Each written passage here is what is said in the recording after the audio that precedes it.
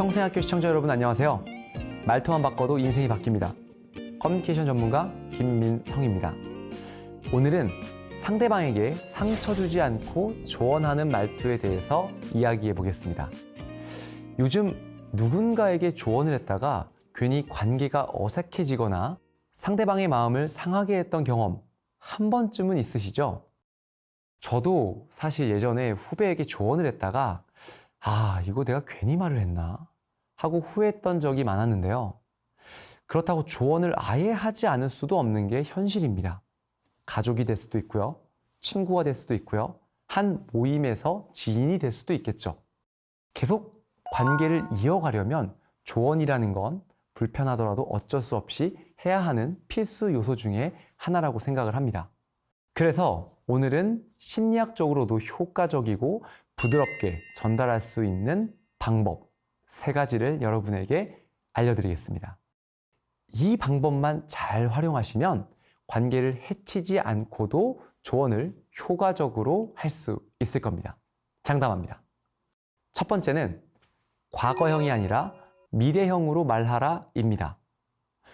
조언을 할 때 이런 말을 들어본 적 있으시죠?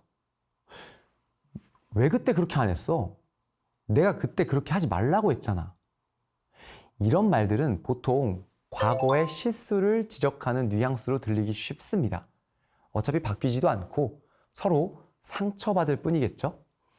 듣는 사람 입장에서는 방어적인 태도를 보이게 되고 대화가 점점 불편해질 수밖에 없습니다. 한번 예를 들어볼까요? 만약에 배우자가 음식물 쓰레기를 버리지 않았다고 생각해 보세요. 이럴 때 대부분 이렇게 말하는 경우가 많죠?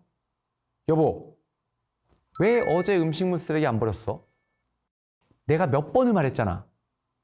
이런 말을 들으면 누구라도 기분이 좋지 않을 겁니다. 내가 잘못을 했어도 뭔가 기분이 좀 그렇게 좋진 않을 것 같아요. 자, 이걸 미래형으로 바꾸면 마법이 일어납니다. 음식물 쓰레기 제때 버리면 집안이 훨씬 더 쾌적해질 거야. 다음부터는 바로바로 버리자. 늘 고마워. 어떤가요? 똑같은 내용이지만 과거를 질책하는 게 아니라 앞으로 미래를 잘 해보자 라는 식의 미래형 피드백이었죠. 미래형으로 말하면 상대방이 방어적으로 느끼는 대신에 그래, 내가 잘못했지. 그러니까 다음부터는 좀 잘해야겠다 라는 긍정적인 생각을 하게 됩니다. 심리학자인 캐럴 드웩의 연구에서도 이런 방식의 피드백이 더 효과적이라는 점이 입증됐어요. 사람들은 과거의 실수를 꼬집는 말을 들을 때보다 미래에 대한 가능성을 열어주는 조언에 훨씬 더 긍정적으로 반응한다는 겁니다. 또 다른 사례를 들려드릴까요? 아이에게 숙제를 하지 않았다고 말하는 상황이라고 한번 가정해 보겠습니다. 과거형으로 말해 보겠습니다. 숙제 안 하면 큰일 난다고 말했지. 숙제를 왜 안 한 거야? 이렇게 과거형으로 말하는 대신에 이렇게 한번 미래형으로 말해보는 겁니다. 숙제는 밀리면 더 힘들어질 수 있어. 숙제하기 힘들지? 앞으로는 바로바로 해보자. 그렇게 하면 오늘처럼 안 힘들고 숙제하는 게 훨씬 더 쉬워질 거야. 여러분 어떠세요?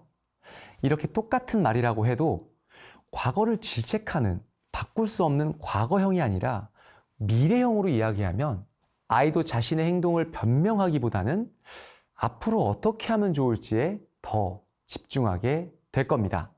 아마 여러분은 사회생활을 하고 계실 수도 있고 아니면 가족들과 커뮤니케이션을 하고 계실 수도 있고 아니면 지인들과 많은 커뮤니케이션을 하고 계실 겁니다. 이럴 때 만나는 사람들에게 과거를 중심으로 말하기보단 앞으로 미래를 중심으로 말해보는 건 어떨까요? 자, 다음으로는 그런데 대신 그리고를 사용하는 겁니다. 별로 차이가 없는 것 같지만 이 차이 아주 중요하니까 꼭 체크해 주세요. 예를 들어서 친구가 새 옷을 사서 이렇게 물어본다고 한번 가정해 볼게요. 어때? 이 옷 나한테 잘 어울려? 여러분이 이렇게 대답했다고 상상해 보세요. 옷은 잘 어울리는데 내가 입기엔 색깔이 좀 튀는 것 같아. 이 말을 들은 친구는 어떻게 느낄까요? 잘 어울린다는 칭찬보다는 색깔이 튄다는 부정적인 메시지만 크게 느껴질 가능성이 높습니다. 그 사이에 그런데라는 단어가 숨어 있죠. 네. 자, 대신 이렇게 바꿔보는 거예요. 옷이 정말 잘 어울려. 그리고 이 색깔은 너라서 소화할 수 있는 것 같아. 똑같은 내용을 말하더라도 그런데를 그리고로 바꾸면 훨씬 부드럽고 긍정적으로 들립니다. 이유가 뭘까요? 그런데는 이전의 의견을 부정하는 뜻을 내포하고 있습니다. 반면 그리고는 이전의 뜻을 긍정으로 안아주는 뜻을 내포하고 있는 거죠. 자, 두 사람이 데이트를 합니다. 여자친구가 남자친구한테 물어보죠. 자기야, 오늘 내가 보자고 한 영화 어땠어? 라고 물어봅니다. 남자가 대답하죠. 오늘 보자고 한 영화 너무 재미있었어. 그런데 내가 먹자고 한 돈가스가 더 맛있었어. 기분이 좀 어떨까요? 다 좋다고 하긴 했는데 그런데가 들어감으로써 기분이 조금 이상해요. 내가 보자고 한 영화가 별로 재미없어 보이고 부정당한 기분이 듭니다. 자, 그리고로 바꿔보겠습니다. 자기가 보자고 한 영화 너무 재밌었어. 그리고 내가 먹자고 한 돈가스도 너무 맛있었어. 여러분, 방금 제가 보여드린 그런데와 그리고의 차이, 그리고 그리고의 강력한 힘을 느끼셨나요? 언어의 철학자 비트겐슈타인이 말한 언어는 우리의 태도를 반영한다는 이론과도 맞닿아 있습니다. 앞서 말씀드렸다시피 그런데라는 말은 논리적으로는 연결이 있지만 심리적으로는 반박감을 줄 수밖에 없는 겁니다. 반면 그리고는 긍정적인 연결을 만들어서 상대방이 더 편하게 받아들일 수 있는 거죠. 자, 또 다른 사례를 보도록 하겠습니다. 아이에게 발표를 잘했다고 칭찬하면서 조언을 덧붙여야 하는 상황입니다. 이런 경우 많죠. 그런데를 써보겠습니다. 너 발표 잘했어. 그런데 목소리가 조금 작았어. 여러분 기분 어떠세요? 아이는 이제 내 목소리가 작았다밖에 기억이 안 납니다. 칭찬은 기억이 안 날 거예요. 자, 그리고로 바꿔보겠습니다. 너 발표 진짜 잘했어. 그리고 목소리를 조금만 더 크게 하면 더 완벽해질 것 같아. 어떠세요? 같은 조언이라고 해도 훨씬 더 부드럽고 상대방의 기분도 좋게 받아들일 수 있죠. 여기에 한 가지 팁을 더 드리자고 한다면 조언을 할 땐 부정적인 조언보다 긍정적인 조언을 먼저 하고 그 뒤에 그리고를 붙이고 그 다음에 비교적 부정적인 조언을 했을 때 심리적으로 상대방이 훨씬 더 편안하게 받아들인다는 것까지 알아두면 여러분의 삶에 훨씬 더 도움이 될 겁니다. 다음은 때문에를 덕분에로 말하라입니다. 너 때문에라는 말, 우리 무의식 중에 정말 많이 씁니다. 사실 이 말은 나의 의도와 다르게 상대방에게 기분 나쁜 감정과 책임을 묻는 느낌을 줄 수 있다는 사실 알고 계셨나요? 바로 예를 들어 보겠습니다. 친구가 약속에 늦어서 기다리게 만든 상황이에요. 여러분 이렇게 말한다고 상상해 보자고요. 내가 늦는 바람에 내가 한참 기다렸잖아. 이 말을 들은 친구는 내가 잘못했구나 라는 생각보다는 왜 나한테만 책임을 묻지? 이런 느낌을 받을 수밖에 없습니다. 방금 제가 말씀드렸던 말 안에는 너 때문에 라는 뜻이 들어있죠. 자, 너 때문에 이 말을 덕분에로 바꿔보겠습니다. 내 덕분에 책을 한참 읽었어. 다음에 같이 시간을 잘 한번 맞춰보자. 이렇게 말하면 여러분, 우리는 타임머신을 타고 과거로 되돌아갈 수 없습니다. 어차피 지난 일은 지난 일이죠. 상대방의 기분도 나쁘지 않게 다음에는 더 잘하려는 동기까지 얻게 되는 겁니다. 긍정의 심리학 연구자 바버라 프레드릭스는 긍정적인 언어가 상대방의 책임감을 덜어주면서도 행동을 개선하려 하는 동기를 높인다고 말했습니다. 또 다른 사례를 예로 들어볼까요? 이건 아마 일상생활에서 바로 사용할 수 있을 것 같습니다.